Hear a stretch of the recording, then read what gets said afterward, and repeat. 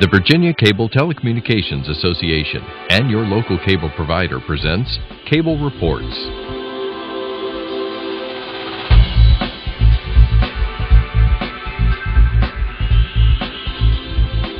Join us now as Cable Reports brings you up to date on current issues facing the Commonwealth through discussions with your local legislators and other policymakers from across Virginia. Welcome from the General Assembly in the City of Richmond. I'm Woody Evans for Cable Reports and Cox Communications. We're honored to have as a special guest this morning Senator John Edwards, whose district also includes the City of Roanoke. That's right. Welcome, sir. Thank you, Woody. Thanks for having me. Well, I know the economy and jobs are still on the minds of your constituents in your district and throughout the Commonwealth. Tell us how your district is faring. We're doing better. We're not there yet, of course. Virginia's unemployment rate is one of the lowest in the country. It's about 5.6%, and the Roanoke area is doing better. One of the things that's driving the Roanoke region, of course, is Carilion Hospital, Lewis Gale Hospital, and also Virginia Tech. Virginia Tech's in Blacksburg, but it has a tremendous impact in the Roanoke region. Now, is there a medical school associated with right. Virginia Tech through Carilion? That's right. This is one of the initiatives that during Tim Kaine's governorship in 2008, we passed a bond package. $56 million of that went to build the Virginia Tech Carilion School of Medicine and the Virginia Tech Carilion Research Institute. They're two different things. And of course, Carilion has developed a clinic modeled after the Cleveland Clinic, which is doing quite well. With regard to the School of Medicine, I'm really proud of that. Cinda Johnson is the director of the School of Medicine. She's doing a great job.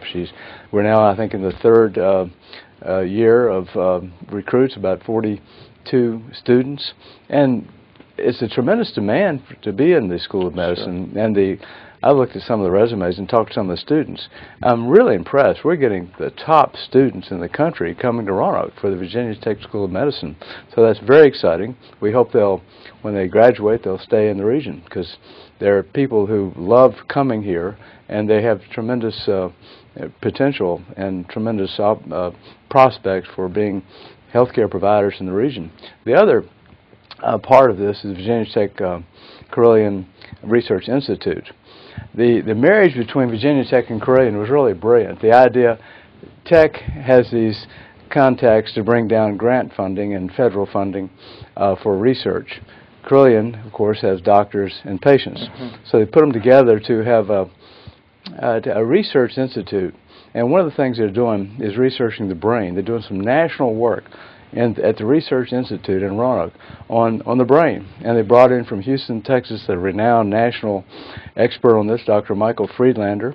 And he's brought in, I think, about 156 or more research scientists. These are PhD types, people who know how to do really intensive, specialized research on the brain. And this is nationally ranked stuff. And so we're very excited about the Research Institute and the Carilion School of Medicine. This is a tremendous opportunity for the Valley, and including the New River Valley. Of course, I represent both the New River Valley and the Roanoke Valley.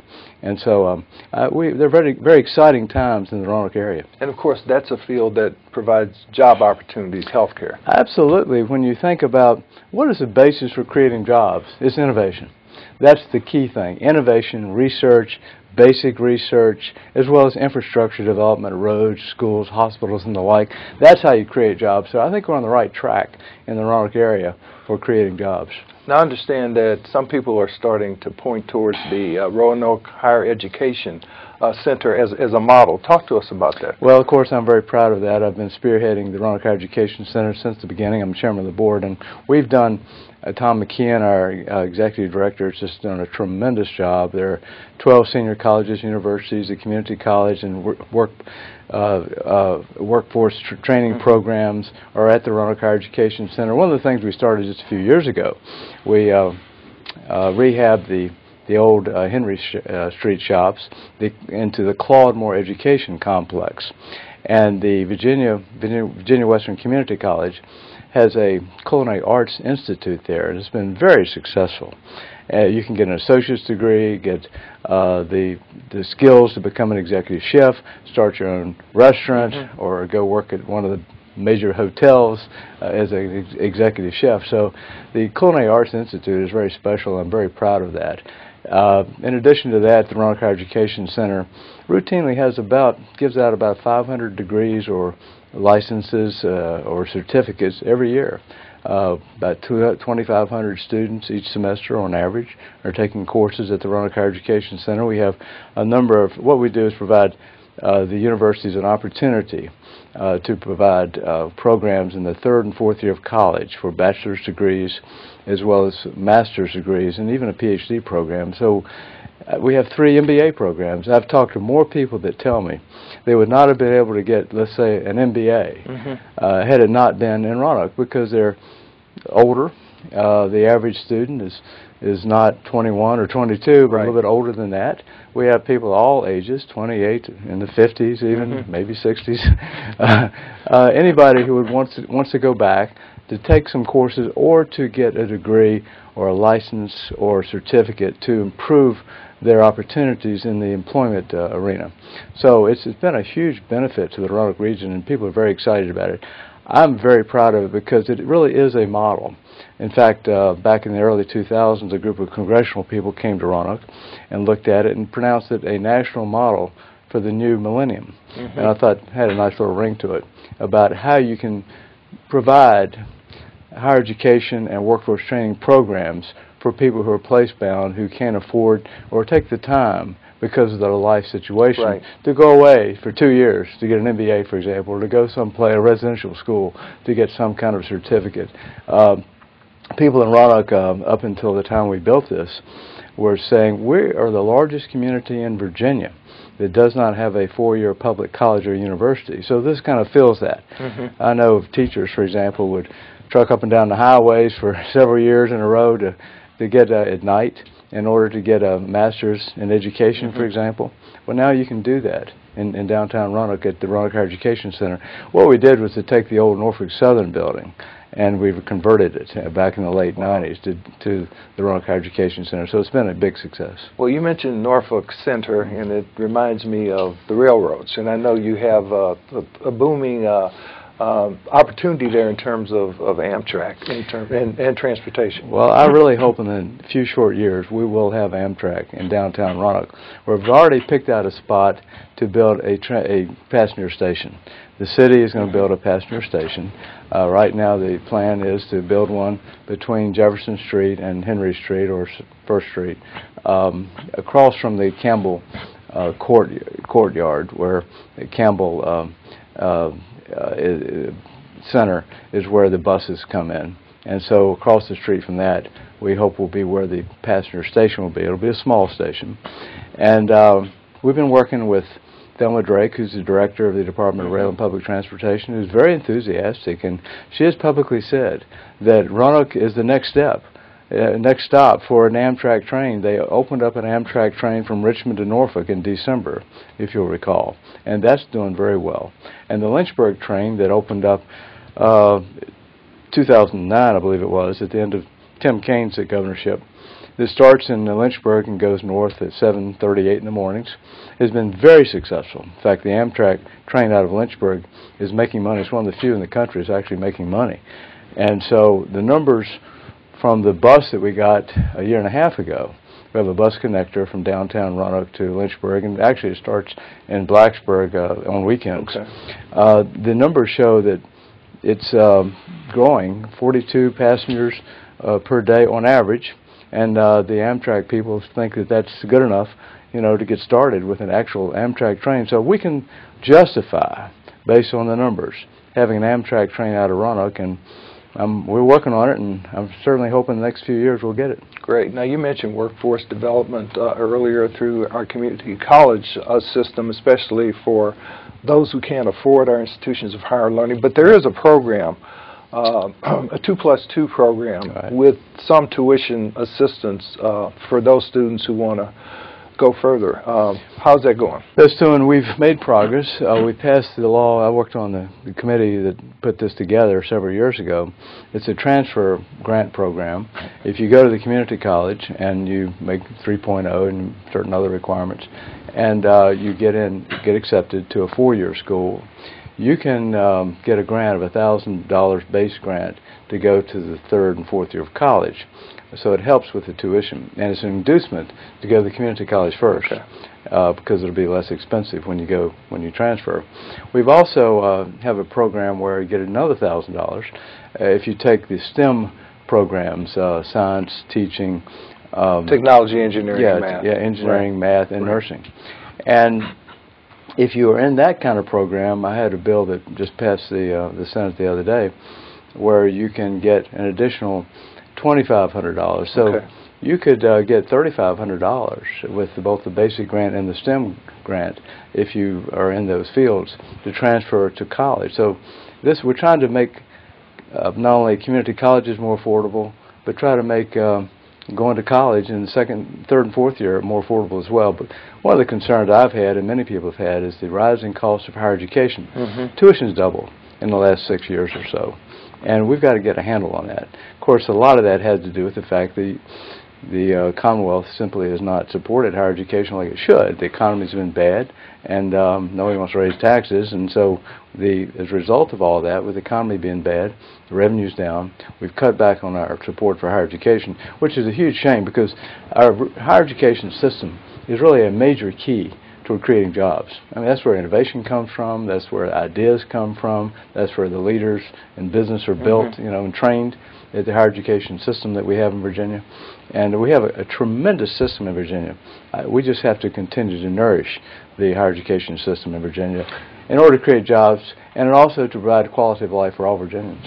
Well, thank goodness we have such highly recognized institutions of higher learning, because I take it that a lot of those out-of-state students are helping to subsidize those costs. Well, that's right. I was looking the other day. If you're out of state, you're paying like 148% of the cost. Mm-hmm. Now, the students, it used to be students would pay 30, 35% of the cost. Now the students are paying 70% of the cost, in-state students. So in-state students still get a break, but not as much as they used to. And also, out-of-state students are subsidizing in-state students. And of course, the predicate for all of this is K through 12, and especially early childhood development. How are your K through 12 schools doing?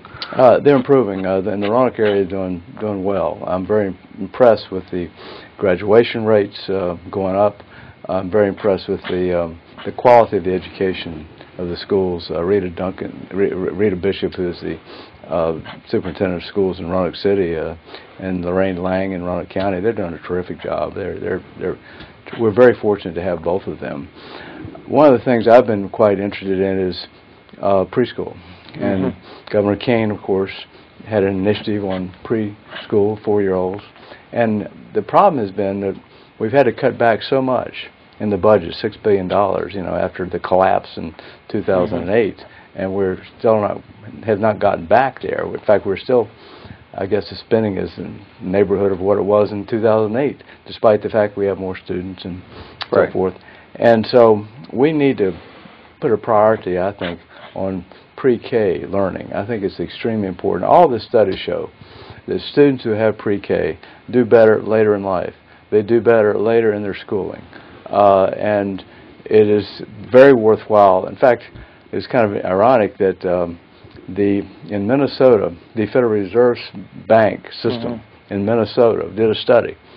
And they said one of the priorities for the economy in the future is pre-K.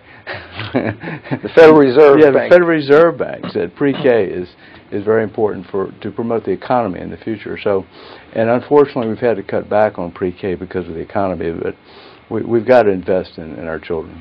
Apparently, teacher raises, excuse me, may be in the offing as well, along with some reforms to teacher contracts. What is happening in that arena? Well, I don't know about the teacher contracts. I know they're talking. We'll see what happens that comes out of that. I certainly hope we get the at least a 2% raise. Our teachers are one of the most important assets we have in our society. I mean, they touch the future, as somebody once said, because they're dealing with, they're molding minds and molding personalities and molding values. And it's so important to have quality teachers and encourage people to become teachers. And we are discouraging them unless we can get the salaries up. There are a couple of peripheral issues that always come up around education, K through 12 especially. The one relates to the ability of a local school district to set its own date to begin classes. Then there's the other concern about whether homeschooled students should be able to participate in athletics. Are you hearing much about that from your constituents? Yes, there are bills on both areas. The homeschool, there's real resistance there because you're bumping out a student in the public school system, perhaps. And there are other mechanical and administrative issues of making that kind of thing work. They call it the Tebow bill and so forth, because of the great football player. With regard to school calendar, that's become a big issue. I think we'll see some real progress this year in allowing school districts more flexibility with regard to starting before, say, Labor Day. That's been a very contentious issue. We got a bill passed a couple of years ago, narrowly drafted for Roanoke City, and it's helped Roanoke City. Unfortunately, there's still this issue of tying the exception to weather, which means sometimes you can't qualify for the exception. So there's a real push now to go ahead and just do away with the requirement that schools start after Labor Day, and a lot of that is driven by the fact that we have the community college program with the high schools, where there's this dual enrollment program where high school students can take community college courses and get credit at the community college level. But if public schools start after Labor Day and the community colleges start the middle of August, it creates a real problem. So that's one of the things driving the changes in the school calendar issue. We touched a little bit on transportation concerning Amtrak, but obviously transportation is again a signature component of this 2013 session, and of course the governor and others have set forth a number of proposals, the most radical of which is to do away with the 17.5-cent gas tax. What are you hearing from your constituents about those Very issues? few people are happy about doing away with the gas tax. I mean, it doesn't make any sense. The best way to charge out-of-state drivers, get them to pay their fair share, is to have the gas tax, because about a third of the gas tax is paid by out-of-staters. So why would we do away with the gas tax and give them a free ride? The other part of it is the governor wants to put it on the sales tax, add 0.8% to the sales tax. The problem with that is a lot of people don't have cars. A lot of people would have to pay for that don't use the roads. Why not use what is really a perfect user fee, which is a gas tax, to pay for the roads? The other thing is, if you put it all into the general fund, this gets a little kind of esoteric and technical, but then you would end up having transportation compete with education for smaller dollars. And nobody wants to do that who believes in public education and keeping the general fund separate and apart from the Transportation Trust Fund. Transportation ought to pay for itself. Through the Transportation Trust Fund, we've always done it that way. Federal dollars go through the Transportation Trust Fund. And so I would be in favor of, as I've said many times, to increase the gas tax. We haven't changed it since 1986, so that we can capture these out-of-state people to make them have the opportunity to pay for our roads and maintain our roads. If we don't do something, we're running out of construction dollars. The Secretary of Transportation said a year ago that we'll run out of construction money by, I think, 2016, just in a few short years, if we don't do something to shore up the Transportation Trust Fund. Maintenance, it has to come first. So what's happening now is construction money is being shifted over to maintenance. I see. So that's a serious problem. We need about $1 billion of new money, and these figures are not really in dispute. Everybody agrees with that. The question is, where are the dollars coming from? And of course, what was it, a couple of years ago, the Commonwealth was able to float bonds to borrow money to the tune of about $4 billion, as I recall, at very low interest rates. That's right. We spent a fair amount of money in the last several years under the McDonnell administration to build some roads. The trouble is it was done with a credit card. It's all borrowed money. It's got to be paid back. When the new governor comes in, unless he can find a new revenue source for roads, I don't know what's going to happen. We won't be able to build roads. Barely maintain what we've got. And if you drive on the highways, you see they may need maintenance. In fact, somebody did a laughingly did a kind of a, and it's true, is it more expensive to repair your cars than to just raise the gas tax? Most people say, I'd rather raise the gas tax so I don't have to spend $100, $150 or whatever it is to realign my cars because of the bumpiness of the highways. What about some of these public-private partnerships that have been touted over the last few years? How have those worked out? Fair only. Some have not worked out that well. The trouble is, people were surprised to learn if you have a public-private partnership to build a road, you have to charge tolls. They can't charge gas tax. Tolls is the only way to go, and nobody likes tolls. In fact, down in Hampton Roads, when they're going to build another tunnel down there, they were shocked to find out they had to pay tolls for the underground. And I think those tolls, they were going to have to pay those tolls 5 years in advance of any benefit. They were furious when they found out. I'm not a huge fan of the Public-Private Transportation Act. It works when you're dealing with the bridges and underground situation. Just a short tunnel, for example, it might work in a short road here or there. But to solve the real problem, the Public-Private Transportation Act is not going to solve the problem. And like I say, the only way to pay for it is through tolls, and people don't like tolls, and I don't like tolls either. Another controversial part of the governor's proposal relates to the reliance upon the federal government to pass a law that will allow the taxation of internet sales online. Now, we're supposed to be paying that already, as I understand it. Individuals are supposed to pay it. Nobody does. Congress has to deal with it because it's an interstate commerce issue. And I hope Congress does solve that problem. But to think that Congress is going to act soon is wishful thinking. And the second thing is, if Congress does solve that problem and allow for sales tax to be made on internet purchases, those dollars ought to go to the general fund. They shouldn't go to transportation. Again, you're avoiding the problem, which is transportation should pay for itself, and the best way is the user fee, which is a gas tax. What about those of us who may drive hybrid vehicles? I understand there's a $100 annual fee, call it a fee, call it a tax, and also there would be an additional $15 on top of what we pay now to register our vehicles. Well, we ought to encourage people to use more fuel-efficient cars, not discourage them. That's the problem there. Now, people say in the future, if they use natural gas for cars, if more cars are electric or hybrid, and so forth, it's going to skew the gas tax, and it may be, and that's something we have to deal with in the future. But that's not the immediate problem. The immediate problem is we need money for roads today. So what's your prediction about what's going to come out of all of this mix of different proposals before the General Assembly this year? I hate to say I'm skeptical, but the Senate, I don't believe, will go along with the governor's idea of scrapping the gas tax. I just can't see that happening, and I see no real outpouring of support for that. So we'll just have to wait and see what happens, if anything.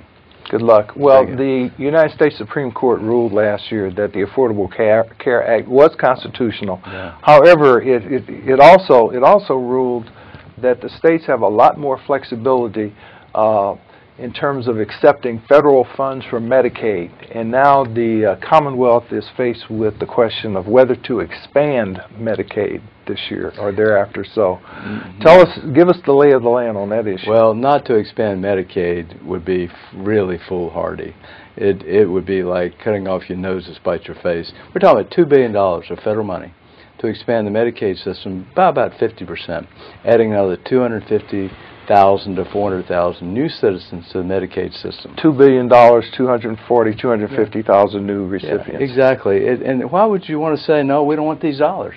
That makes no sense at all. Not only are you providing care to citizens that do not now have any kind of a program to pay for their services, and it all, by the way, when they need services, they go to the emergency room, and they can't afford to pay for it. So you have the cost shifting between insurance. You have a hidden tax on insurance premium that's used to cover the under. So you and I, our premiums raise as a result of that. That's right. That's right. So you avoid the cost shifting. You help the people to now can have a primary care physician. It helps their health situation, obviously, but it also is $2 billion to the economy of Virginia. Where's that money going? Well, hospitals and nursing homes and healthcare providers to pay for the services to those that are now either not getting it or getting it at a very expensive rate at the emergency room and not paying for it. So I think it's a no-brainer. So it will help to create jobs, I take it, as well. It's a job-creating program as well as a health care benefit. And if you ever talk to anybody that works in a hospital or a health care provider or a nursing home, they're appalled at the idea that Virginia's even thinking about not taking these dollars. And, of course, all those students at Carilion Medical will be able to take advantage of those job opportunities. I talked to several the other day, and some people at the Jefferson College of Health Sciences, which provides nursing, and they all understand it. I mean, it's so important to hospitals, the healthcare community, and to those that can't afford to buy health insurance, to expand Medicaid. And this is the only way, because these people, if you don't expand Medicaid, they can't afford to get health insurance. And the next level of income, there's a graduated payment for getting involved in actually having a health insurance program. Well, help me understand what happens to those federal dollars collected from residents of the Commonwealth if the state does not decide to expand Medicaid. I'll probably go to another state. To another state. That makes no sense at all. The other issue relates to these health exchanges and the creation of these marketplaces. We were all ready to do that last year in the Senate, and they put a hold on it, and the House wouldn't do it. It makes no sense not to go forward with a Virginia health exchange program. What this does is allow people to go on the internet and pick out their own health insurance program. So I'll be able to shop online. Right. Shop online. I mean, this is a consumer benefit. Why we don't want to do that, I don't understand. It makes no sense at all. And if we don't do it, the federal government's going to impose and say, here's what you got. So what happened to states' rights? Well, exactly. I mean, it's mind-boggling that anybody would think we don't want to establish a Virginia exchange. I just do not understand the logic. Got a few seconds left, but I did want to give you an opportunity to comment on one of the big applause lines the governor got, and that was to make automatic the restoration of voting rights for felons, I think nonviolent felons. The governor and the attorney general have both been working with others, including Democrats, to have a program where after you paid your debt to society, you can automatically have your right to vote. Right now, you have to go through the governor, and it's arbitrary. Some governors have been more lenient than others, but it's a process that has to go. You have to go through, and the governor has limited time. So it's so much better for these people who are going to get their rights back eventually anyway, if they try it, if they go through the process, let them have their rights back automatically if they're nonviolent. They've made a distinction between violent offenses and nonviolent offenses. Great. Well, thank you for being here today, Senator John Edwards. We appreciate your public service. Thanks, Woody. Thank you. Thank you for watching Cable Reports, brought to you by the Virginia Cable Telecommunications Association and Cox Communications. Until next time, I'm Woody Evans.